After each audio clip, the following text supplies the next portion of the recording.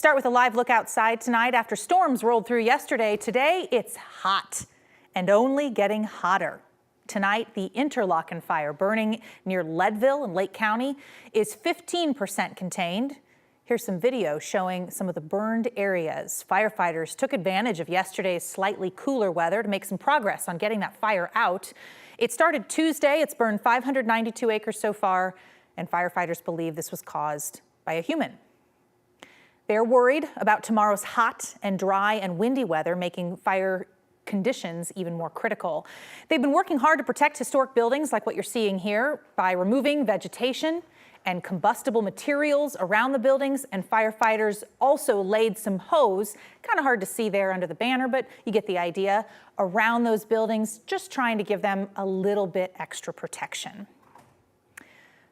Starting today, Aurora is easing up just a little bit on their fireworks rules. Generally, Colorado as a whole is pretty strict about fireworks, banning the sale of fireworks that explode or leave the ground. Starting today through the 4th of July, Aurora is going to lift the city's usual year-round Stage 1 fire restrictions, saying, okay, you can buy those limited types of fireworks for the next 3 weeks. Aurora Fire Rescue waited to make that decision until they knew there would not be an environmental fire risk. Nearly 20,000 fires in the U.S. every year are caused by fireworks. It's according to the National Fire Protection Association. The group says almost 30% of those fires happen on the 4th of July. Last year, on July 3rd, Aurora Fire says fireworks that were improperly thrown away in a trash can reignited and caused a fire at a townhome complex. Multiple units on East Rice Circle were damaged. And in February this year, Aurora firefighters say illegal fireworks shot off at a dog park near Quincy Reservoir in Aurora led to an accidental death. So Aurora's year-round fire restrictions are there to prevent building and wildland fires. Aurora Fire has extra wildland crews staffed the week of the 4th of July to respond to any of the increase in fire risks. Never a bad idea just to let the professionals do it, right? The city of Aurora is going to have a 30-minute fireworks show at the Municipal Center at 9:30 on the 4th of July. And we know, Lauren, there'll be more fireworks shows either planned or canceled or moved to drone. All that happens every year around this time because it's just so hot. That's right. And, you know, I'm one of those, I just prefer to sit back and watch the professionals do it. The most I might have a little sparkler. That's about, that's about it.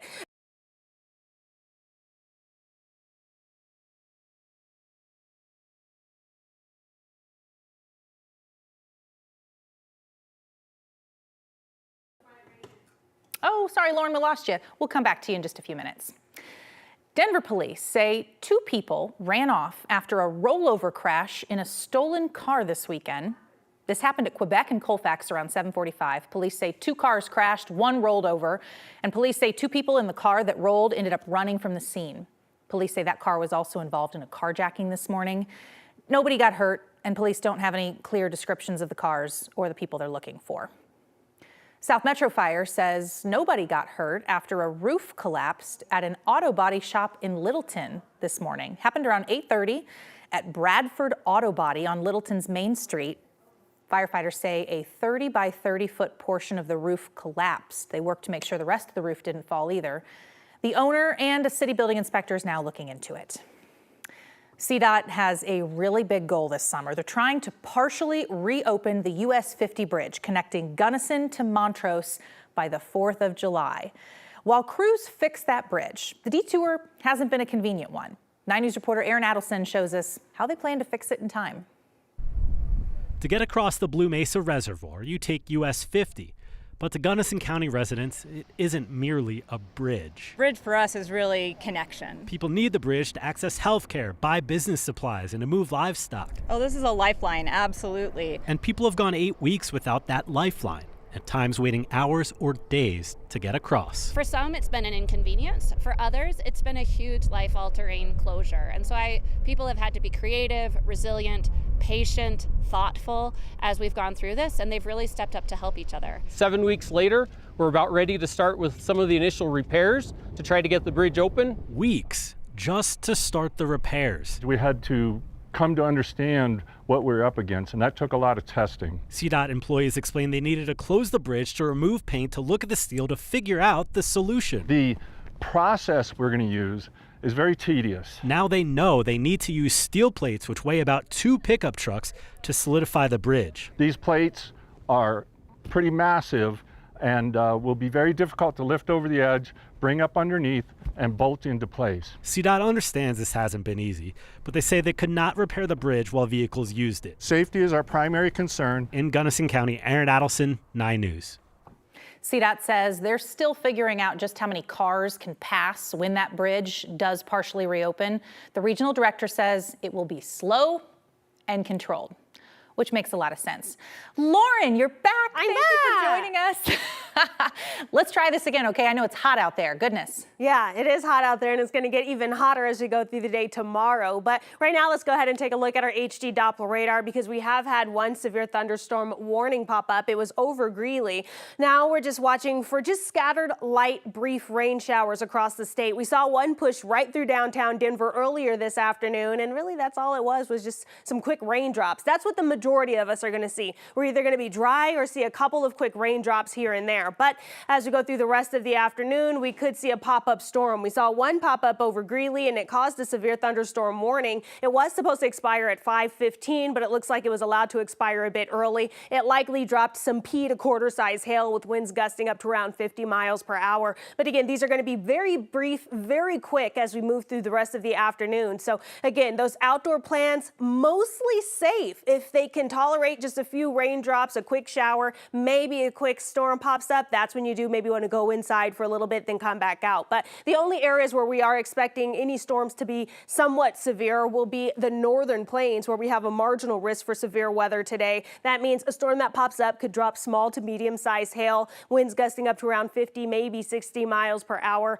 and then of course lots of lightning and thunder. The rest of us just going to see some quick showers push through if you see anything at all. So coming up in my full 7-day forecast, we're going to talk more about these very spotty storms today. We will see some extreme heat tomorrow with heat advisories and red flag warnings. So I'll spoiler alert that. And then as we go into the middle of next week, we will see a slight cool down as well. So I'll have all of those details for you just ahead.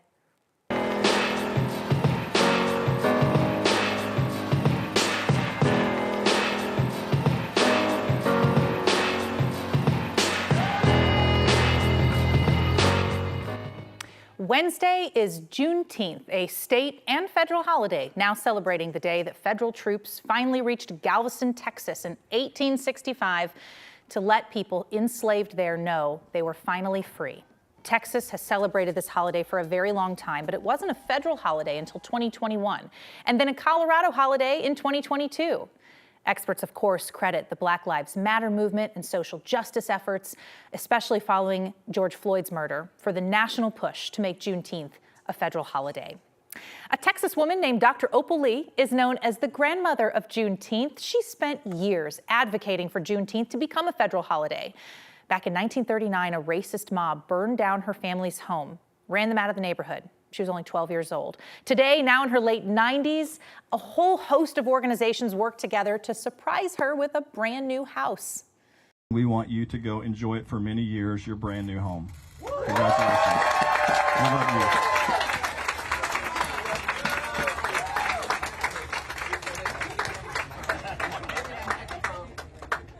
Just know I love every one of you, and I'm your grandmother, sometimes by another mother. So there. All weekend, there are Juneteenth celebrations throughout Colorado. One of them is the Juneteenth Music Festival, of course, in 5 Points. Spin, spin, I kick it, I shoot it, break it off. Now for my Juneteenth. The festival started with a parade through 5 Points this morning, performances and music making their way through the streets. The festival at 27th and Welton is filled with vendors and live music all evening. Goes till 8 o'clock tonight, then again from noon until 8 tomorrow if you'd like to get out there. Further north, Fort Collins is also joining in on the celebration. 9 News reporter Lauren Scafidi takes us there and shows us why it means so much to that community. The celebration started yesterday with a concert on the lawn, and these vendors have been here since 8 a.m. this morning. If you see stuff you like, don't worry, they will be here for a couple more hours.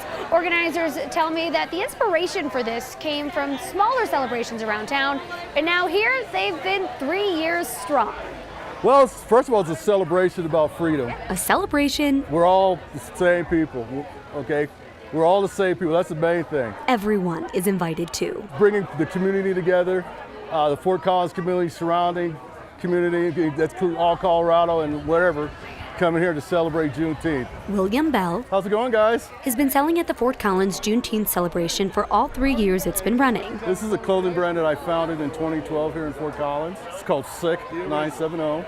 And what I'm about different social causes that I'm passionate about. I'm about the environment, world peace, anti-racism, and empowerment of women and girls. The 3-day event is a salute to how far we've come. I'm a free man, officially a free man. And education. So Juneteenth to me is an opportunity for my community, specifically the Black community, to pause and pay homage to our ancestors and look at what we have done and what we've come through, but also forward thinking about what we can achieve. Bridget Johnson is on the chair for the committee putting on the event. She says seeing the big turnout is heartwarming. So it makes me smile, it makes my heart smile. So it goes to show you that this is not just for Black folks, it's for our community. Okay, here you go. It's a diverse group of customers and vendors. I said all we need is somebody with a heart. Joining forces for Juneteenth. So there's a mixture of everything, just like a community, just like the United States. We're a mixture, and we're all coming together to celebrate. Organizers tell me they'll be here till 9 or 10 tonight, and then the celebration picks back up again tomorrow with Gospel on the Lawn. In Fort Collins, Lauren Scafidi, 9 News.